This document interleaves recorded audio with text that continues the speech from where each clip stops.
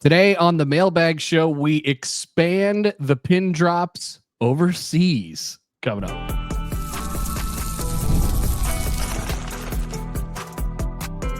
You are Locked On Nebraska, your daily Nebraska Cornhuskers podcast, part of the Locked On Podcast Network, your team every day.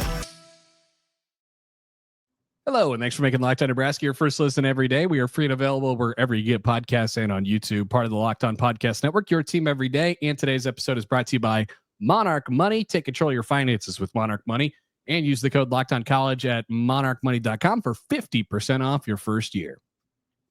Okay, welcome in. Friday Mailbag Show. Happy 7/11. That's the date today. We are at the end of this second week of July, trucking toward Big Ten Media Days, the start of preseason camp. And today, as you mentioned, Connor, by the way, Mitch Sherman from The Athletic, Connor Haber, 1620 The Zone. As always, thanks for listening.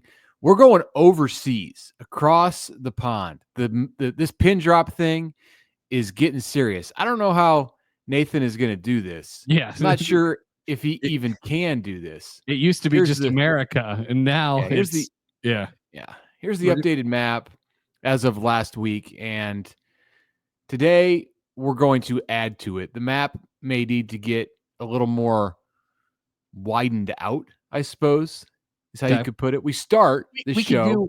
We could put the UK, make it a tiny island off the coast of North Carolina or something like that. Put it in the ocean and just say, hey, it's right here. They do those scale maps. Yeah, like they do with Alaska and Hawaii.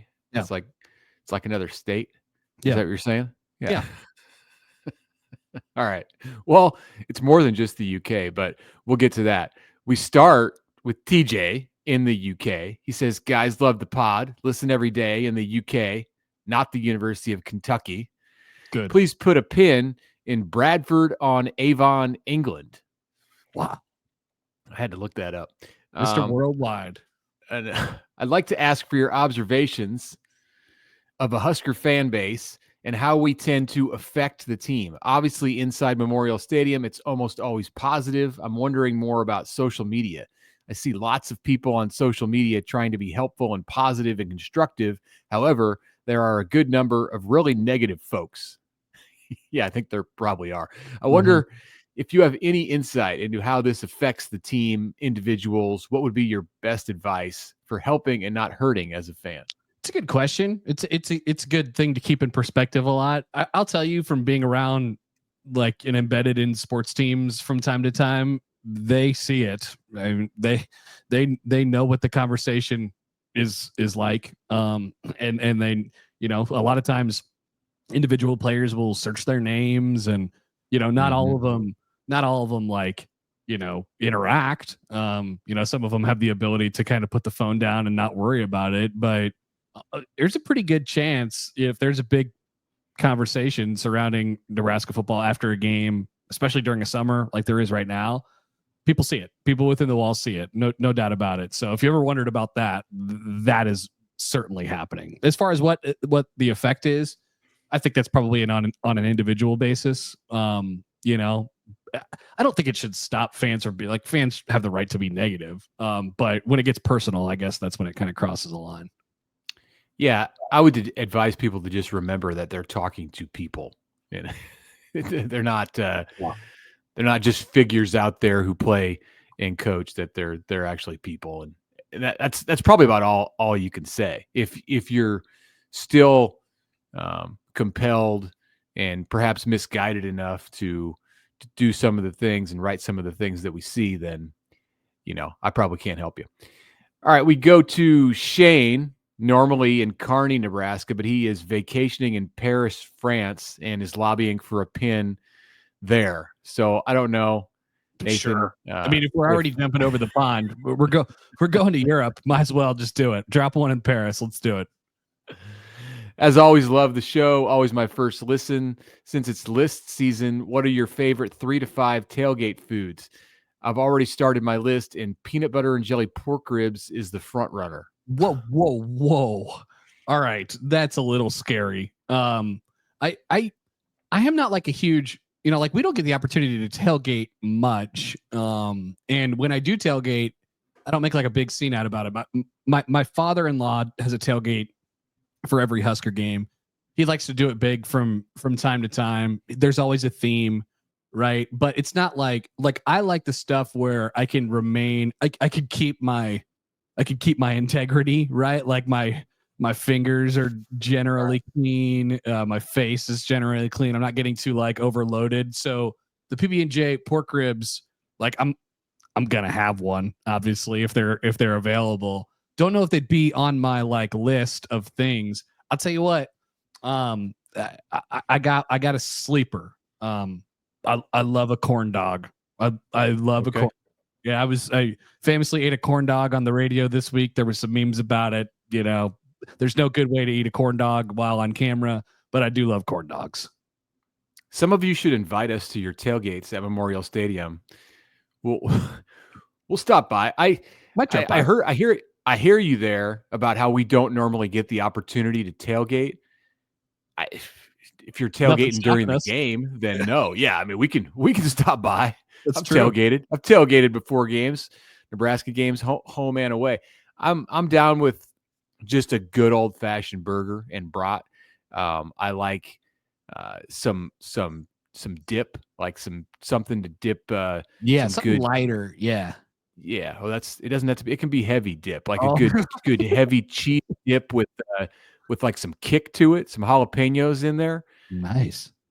Maybe some some meatballs, some kind of concoction involving something that comes out of a crock pot. So I will say that in the times where I do stop by a tailgate, it's usually a quick stop, and the easiest thing to do is to grab a burger or a dog. I would like to explore more of the deeper things. And when I've tailgated, like if I'm attending a game as a spectator, a lot of these times would be in Kansas City, which is excellent tailgating territory down there at the Truman Sports Complex. Yeah, it's just firing up the old Smoky Joe and making some cheeseburgers. So we can try this during football season. We can get a couple invites and stop by some different tailgates. I get invited to tailgates now and then. And I do like to stop by. We'll stop by as a team. Let's do it. Let's bring the Locked On Nebraska podcast to a tailgate. Maybe we could do and then we'll talk about it on the show. I mean, it's research for the. Or we could do maybe that could be our first YouTube short. Oh yes, I hear those things. Are pretty good. Yeah. Speaking of food, got a question from Adam in Fort Collins, Colorado. Is there any good barbecue inside of Arrowhead? So we're looking ahead to Nebraska's season opener.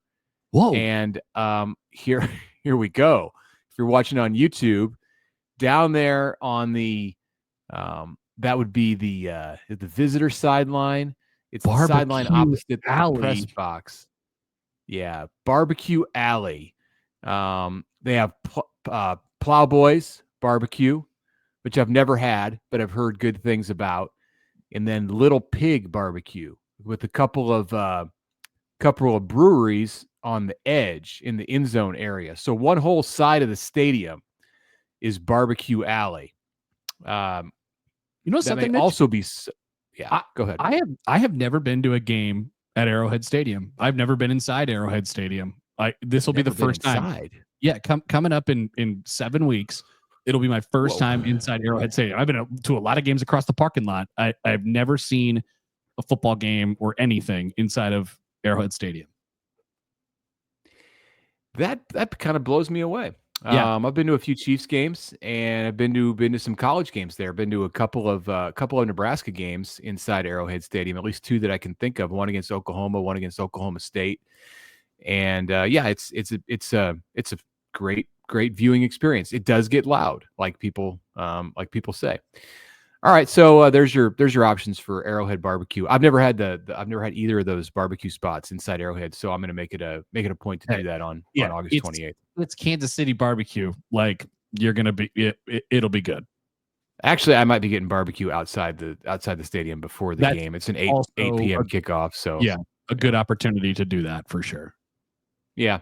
All right, let's go to Jason in Ebensburg, Pennsylvania. He's back home in Syracuse this week and would like a pin in his hometown. Let's do it. Down there south of us on Highway 50. He has two questions. Listen to the Groin Kick Chronicles on the way out. Nice. Great work by Josh and Jack. Let's flip it a moment. What do you think the biggest and most impactful win was in that same time frame? Okay, so he throws out. Yeah, he throws out a few. He throws out 24 Wisconsin, the Pinstripe Bowl last year, 22 Iowa. So this is once again end of 2014 to now. There's a few of them. I mean, that come to the top of the mind immediately. 16 Oregon, Nebraska's last ranked win. That felt momentous at the time, regardless of what Oregon ended up being that year. That was a big win for Nebraska. Helped propel them to a 7-0 start. I think about when I think of Frost's biggest wins, one of the ones that jumps to the top of my mind pretty quickly is that felt impactful in the moment. Even though the records, were not, the record wasn't great, was 18 Michigan State in the snow. Frost's first year. Adrian Martinez's choice is his favorite win. Yeah, I thought that was a great win because it proved, right, the book on them was they're going to need to score 50 points to win games, and they won 9-6 in the snow. I thought that was a big win. Frost walked up the field, he was crying, hold the football. There's that great picture out there. Those would be a couple that hit the top of my head. If you're looking for momentum now, I think that Wisconsin game, holds some weight, and maybe the Pinstripe Bowl too. Yeah, he mentioned 22 Iowa, which was a very, very, very notable feel-good win to close things out in that with Mickey Joseph as the interim head coach. And then I'd look at 15 Michigan State. That was a Michigan State team that went to the college football playoff and dramatic 1-point win for Nebraska, coming from behind in the fourth quarter to win that. Part two of Jason's questions, question plural. With Nebraska designating up to 21 players to not count above the 105, do you feel if any of those players transfer out, will Nebraska try to see who may be available in the special portal window and replace them, or possibly just run with a lower number? Yeah, I mean, so we've had one. We've had one leave. Yeah. Jaden Doss was designated, tagged, and entered the transfer portal.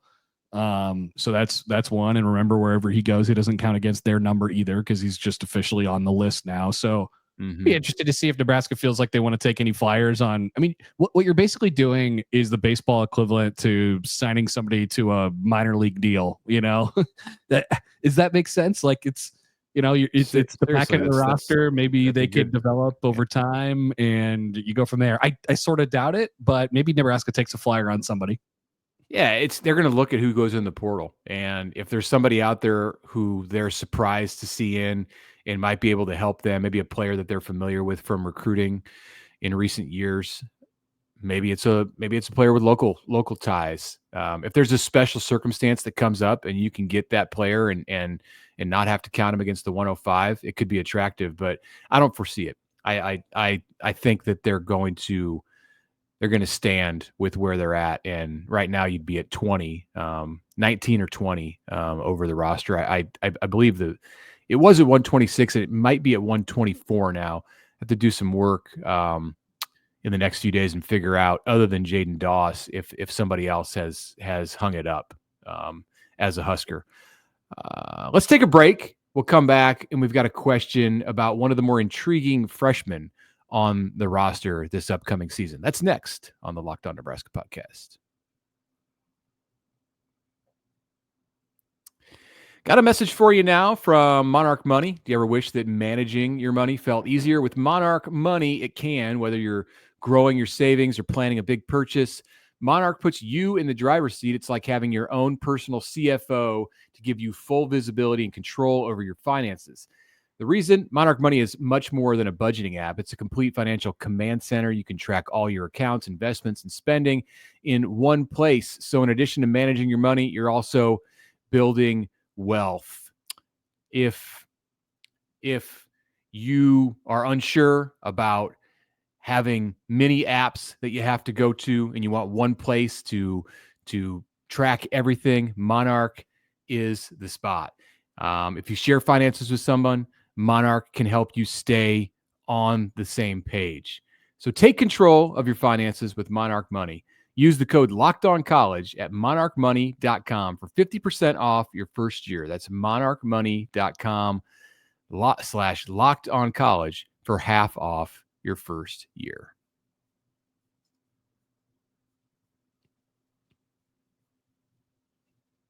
All right, welcome back. Let's go to Thomas in Newcastle, Colorado. After watching his high school film, it seems that Jeremiah Jones could play anywhere from wide receiver, tight end, jack linebacker, safety, defensive end, wildcat quarterback. Where do you think Jeremiah Jones might end up?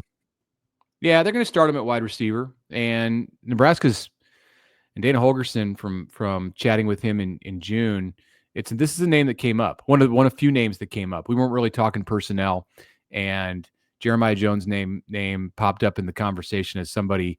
I believe the words that Dana said were we think we might have got one there. Like Nice. pulled something out from other schools, and he was coveted toward the end of his recruitment, or really all through his recruitment, but not on the radar as much in the spring because he wasn't part of the roster until officially coming up here into July. But he's been with the team since the start of June or late May, and he is a guy because of his physical skills who could be versatile. But they'd like to see him play receiver and go from there. But yeah, I could see a switch. at some point in his career to other spots on offense, or even on the defense, as you mentioned, Thomas. Yeah, you hope he's able to find a spot and make it click somewhere.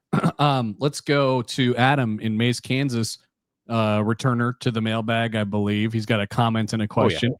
He says, thanks for taking our questions. Really appreciate the content. Also, you guys should join the Big Ten squad for a week. Mitch, what do you think? Should we join the squad for a week? Adam says that having no Husker representation makes it tough. Yeah. As we've said, we'll let you know. We'll don't call us. We'll call you. We'll let you know if it fits into our schedule. If we're not on there and you're interested in in-depth Nebraska talk, I would say listen to the 5 shows a week that the two of us are going to give you, or just give those guys a chance and listen to them talk about other things that are Big Ten related. Yeah, I haven't done it in a while. I should jump back on there. So yeah, we'll let you know when one of us. Notice I didn't commit to anything there.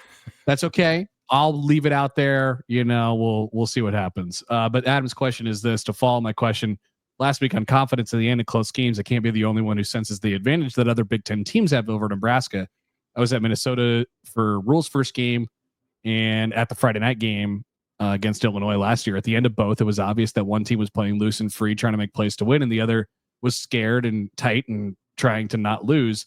And those are only 2 of Rule's 10 one-score losses in the first 2 seasons. So the question is, which coaches or players on Nebraska have the most proven history of winning, or moxie, or the it factor that helps the rest of the team play free and confident?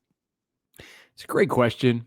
It would take some digging into the roster. I think the guys from South Florida, from Miami, have a lot of moxie, and some of that is the style of football that they've grown up playing, and just it's a confident group. Nebraska, because of Phil Simpson, largely because of Phil Simpson and Evan Cooper, former defensive backs coach, did a great job of understanding who was who in the Miami area, and went out and found players who would bring that kind of formula, that kind of moxie attitude to the Nebraska program. And they're just getting into year 2 with the likes of Vincent Shavers and Ja'Cory Barney and Amari Sanders, Willis McGahee, Larry Tarver. So, and you have more with Cortez Mills coming in this year. So let's see how those guys, let's see how they impact the locker room when they're a little older and have a chance to be leaders in the program. You can look around and find players who had a lot of success in high school. The players on the roster from Omaha West Side, like Caleb Benning and Tristan Alvano, won state championships, are used to winning and winning Christian at Memorial Stadium. Christian Jones is on the roster now. did not get it done in his final high school game last year at Memorial Stadium, losing to Millard South, but they were undefeated until that point. So definitely a winner. And generally there are winners throughout the roster. So I think Adam, the games you mentioned, yeah, some of it is the fact that Nebraska hasn't had success in those games and the players get tight and they feel it. And some of it, like in that Minnesota game and Rule's first game, it was the table just turned and the momentum was on Minnesota's side at the end of that game. And Nebraska has to get in a situation where the momentum is on its side more often at the end of games. Yeah. I don't know that I'd be able to particularly, point out one person or multiple people, but I like the guys that you went with there. I would just say the hope is Nebraska lost, Nebraska is changing over a lot from Rule's first 2 years where a lot of seniors are out the door. It was an older team the first 2 years. Now it's, kind of a younger team. So the hope is that those guys, like you said, Mitch, can kind of create their own culture and have that take hold. Let's go to Steve in Tucson, Arizona. Greetings from Tucson. Warm down there, Steve. The Huskers have won 5 national championships by out-recruiting, out-developing, and out-culturing, not a word, we'll use it though, and out-coaching other programs. It is so apparent the team's willing to spend the most money, bending the compensation schedule, front-loading, and tampering our favorites to win national championships. My questions to you guys is this: as fans, supporters, alumni, should you take as much happiness and pride with your team winning the Natty as Husker faithful did with our championships? Oh, it's interesting. I think not. Put an asterisk by future championship teams. I think people are going to enjoy it. Yeah. Yeah. It's an interesting question. I think people are going to enjoy their team's championships as much as ever. Pro sports fans, they get plenty of celebration out of championships that their teams win. And a lot of those championships are bought through the free agency market or, good acquisitions that happen as pro sports work. So no, there is an extra something when the team is homegrown and you can kind of see it develop over time. Like Nebraska will still have to win that way. So I do think that makes it better for the soul, right? But people take winning any way you cut it. So at the end of the day, that's kind of the bottom line here. But it's an interesting thought. There's a conversation going around right now about like, should people root for Texas Tech? Is Texas Tech a horse that you want to get behind, considering what they're doing and how they're buying their team? Like, is this fun? Is this a good thing? Is that a team you root for? Which I think is an interesting discussion. Maybe people can weigh in on in the comments there. Here's Matt. Speaking of Texas Tech. Yeah, here's Matt in Tarkio, Missouri. I knew one guy from Tarkio, Missouri. Met him in junior college. We just called him Tarkio. I think his name was Zach. We called him Tarkio or Tark. One guy from Tarkio. What is the risk that players will start to sign with or transfer to schools based on their revenue sharing payouts versus the school that might be the best fit for them athletically? Thinking about the announcement from Felix Ojo, the 5-star tackle who picked Texas Tech over many of the blue blood schools. Do you think he chose Texas Tech because it was a better fit or because they were willing to pay? Well, I think he probably had a good relationship with the coaches, and then the $2 million to up to $5 million, if things work out for him in his career, absolutely were a factor. Again, you look at pro sports as the model, and athletes pick destinations based on what the compensation is going to be. It's a big part of it. It's one piece of it. Is that what's the risk there? I mean, I guess the risk is that with younger players, with 18 to 22-year-old players instead of grown adults who are making these decisions, you could end up with chemistry issues and teams that aren't as together as you may end up with you see this in baseball, in college baseball. Sometimes it's not always the team with the most talent. The team that pays the most is probably going to have the most talent, but it's not always the team with the most talent. It's the one that can come together and play the best as a team, and some of that will impact football for sure. I do think over time you'll see it, just like you did with the transfer portal and NIL. I thought we were getting to a point where it was kind of steadying out a little bit, and it wasn't quite as hectic, and it wasn't quite as transactional. I think over time that'll happen, so long as everything stays, the rules of engagement stay the same, which of course they are bound to not. And in this day and age in college football. Yeah. one more question here. Yeah, let's do one more and then take a break. Okay, here's Sam, who DM'd me from Cody, Wyoming this week. Asked about alternate jerseys. Have you heard anything about alternate jerseys? What are your thoughts on having alternate jerseys? I have very few thoughts. Not something that gets me excited one way or the other. I just want to read the numbers. I am a grumpy old man. Get off my lawn for sure when it comes to alternate jerseys. So I hope I actually do have thoughts. I hope they, Adidas has a history of not doing them very well. I think Nebraska's had a couple good ones over the years. Have I heard anything about them? No. The last was Rule said something about it maybe in an off season last year or 2 years ago where, he sort of mentioned the process and how it takes a while to, they have to put that in like way ahead of time and have an idea for them and stuff like that. I wouldn't be surprised if we saw something pop up this year. And then they of course still have the black ones in their back pockets. So maybe they'll do something where they wear those at some point, but I believe Trev Alberts wasn't a big fan. Yeah, he liked Nebraska to wear red. That's for sure. So maybe you see something. And I'm fine with that. Yeah. But you got to do them right, and it's kind of it when you see it type of thing because they've had some bad ones over the years. All right, a break, and then we're going to talk more about Scott Frost because you guys had questions. We will have answers. That's coming up next.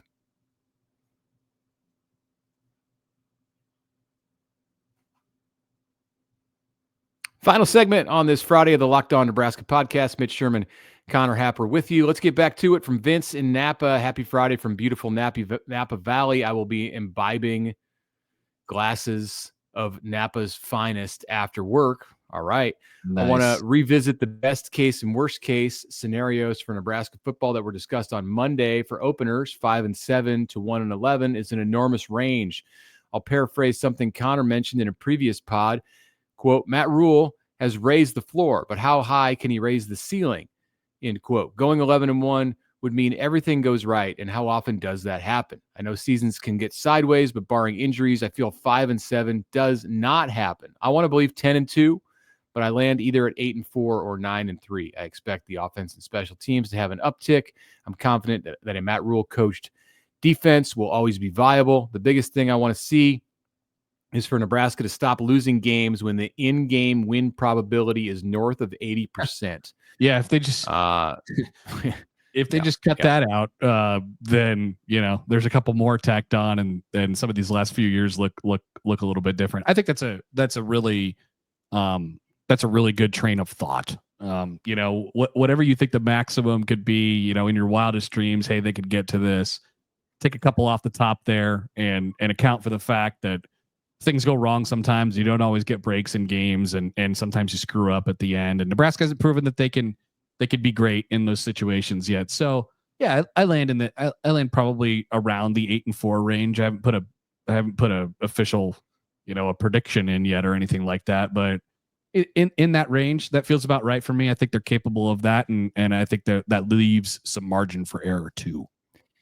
Yep. Okay. We're gonna finish the show with a series of questions about Scott Frost, who's been all over the Nebraska news this week because of his comments back on Tuesday at Big 12 Media Days when he said that you should not take the wrong job, and that was what he learned from being at Nebraska for 4+ seasons. Connor, you can go ahead and read this first one that we got here on the docket.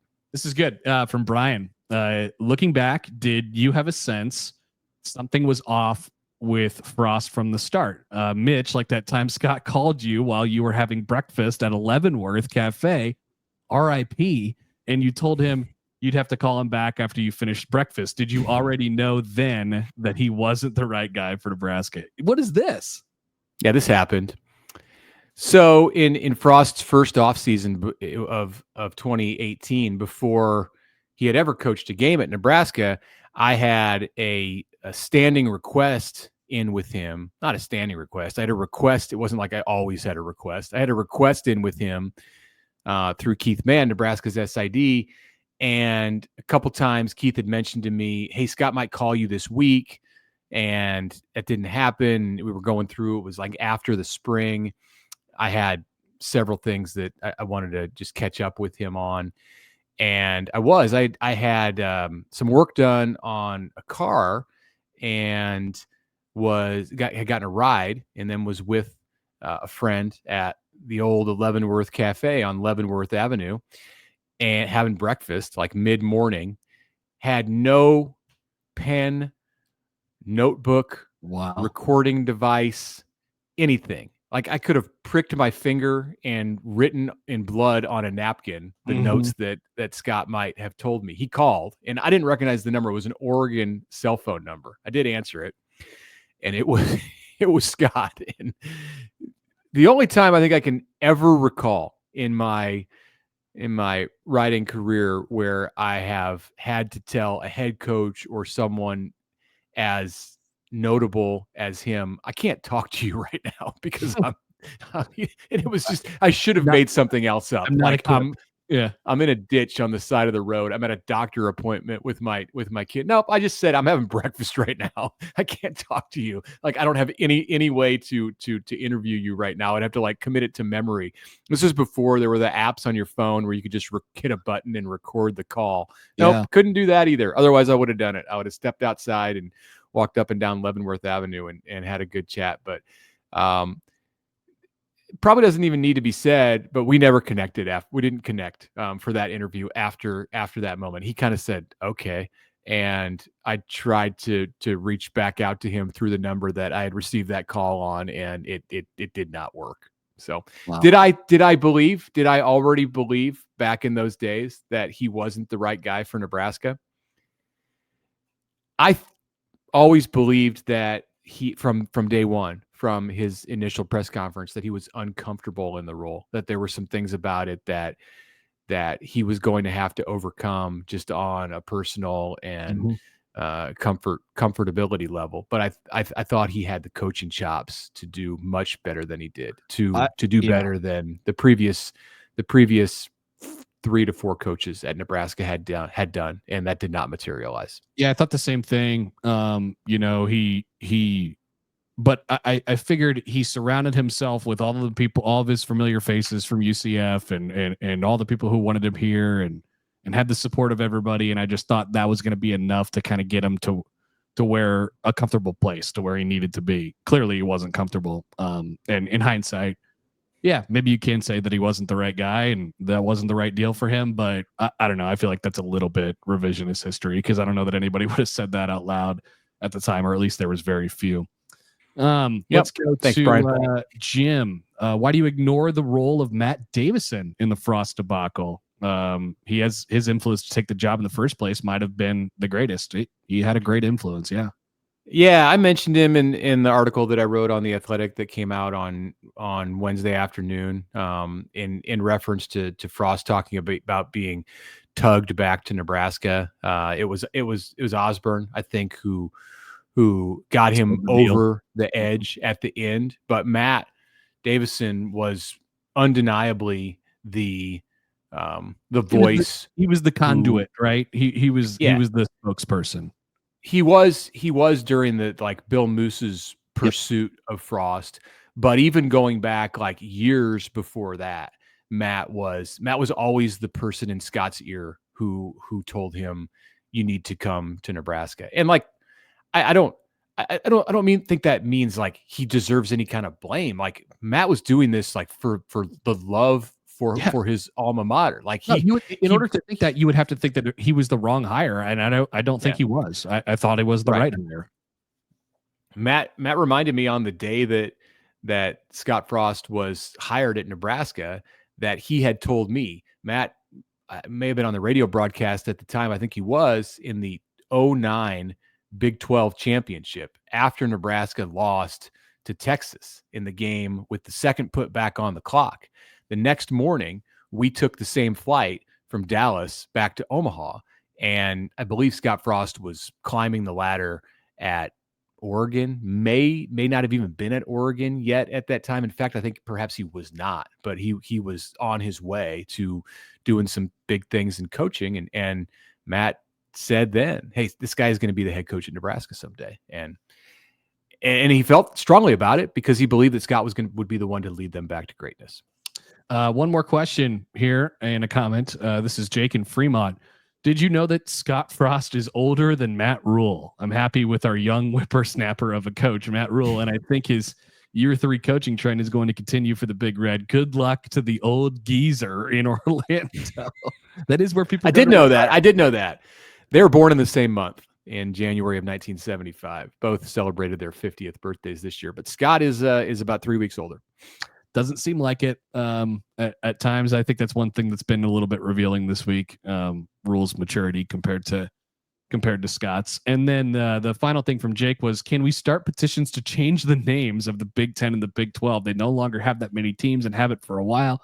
I know the Big 10 might be apprehensive because they screwed up the in-conference divisional names before, like the Legends and the Leaders, but calling an 18-team conference the Big 10 is silly. What do you think about that? It's just I've heard this before. It's just branding. You like right. You're not gonna let go of it at this point. It's still the Big 10. I mean that in its soul, it's still the Big 10. You know, like I'm fine with it.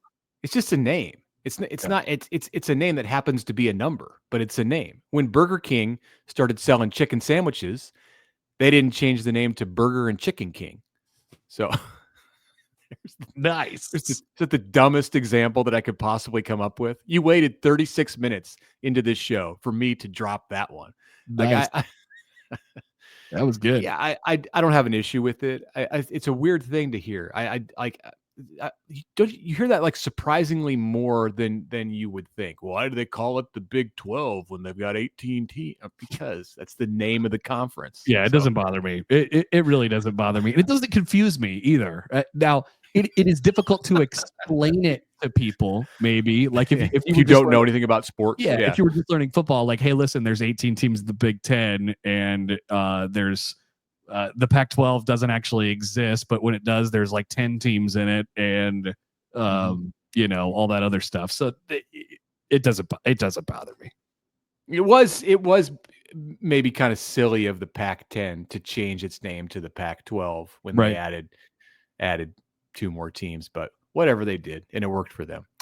Okay, that's a good ending for the week. Thanks for making Locked On Nebraska your first listen today. For your second listen, check out the Portal Show. Brian Smith has all the latest rumors, portal entries. There are portal entries again, and signings. Be the most informed fan on the rapid changes to the college football landscape. Find the Portal on YouTube or wherever you listen to podcasts. Have a good weekend.